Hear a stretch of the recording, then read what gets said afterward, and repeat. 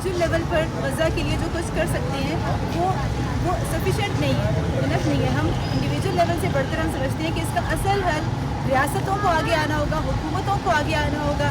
Cease fire کے لیے، غزہ کے مقدمے کے لیے حکومتیں جب تک کردار ادا نہیں کریں گی تو کچھ نہیں ہوگا. ڈیمانڈس کو لے کر ہم نے کیمپین لانچ کی، اور دوسرا مقصد یہ کہ تمام پاکستانیوں کو ایک مشترک پلیٹ فارم دے سکیں، غزہ کے لیے ہم یونائٹ ہو سکیں، اور تمام جماعتی، مسلکی، ہر طرح کی تفریقات سے بالا تر ہو کر سول سوسائٹی آگے آئے اور گورنمنٹ کو پریشرائز کرے. پرامن ہمارا جو پروٹیسٹ ہے پرامن ہوتا ہے، فیملی اورینٹیڈ ہوتا ہے. ہم خواتین بچوں کو لے کر آتے ہیں اور یہیں پر ہم کھلے آسمان تلے غزہ کی ان لوگوں کے ساتھ اظہار یکجہتی کے لیے صرف کھجور اور پانی سے افطار کرتے ہیں.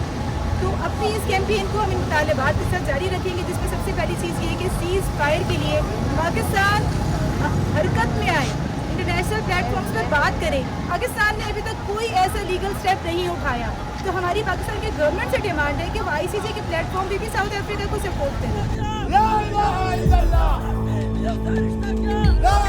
پریس کلب سے گورنر ہاؤس تک ہماری مارچ تھی، ہمیں پولیس نے روک لیا ہے اور مزید آگے نہیں جانے دے رہے ہیں. اور ہماری ایک ڈیلیگیشن گورنر ہاؤس تک جائے گی اور گورنر صاحب کو ایک دستاویز پیش کرے گی، جس پہ ہمارے حکومت سے جو مطالبات ہیں غزہ کی جو موجودہ صورتحال ہے اس کے حوالے سے وہ ہم پیش کریں گے. یہ بچے، مرد، بوڑھے، ایک اتنا بری صورتحال ہے کہ کسی جانور کے ساتھ بھی اگر ایسا سلوک ہو تو شاید کوئی ذی شعور انسان تڑپ اٹھے. میرا خیال ہے کہ یہ بہت ہی المناک صورتحال ہے.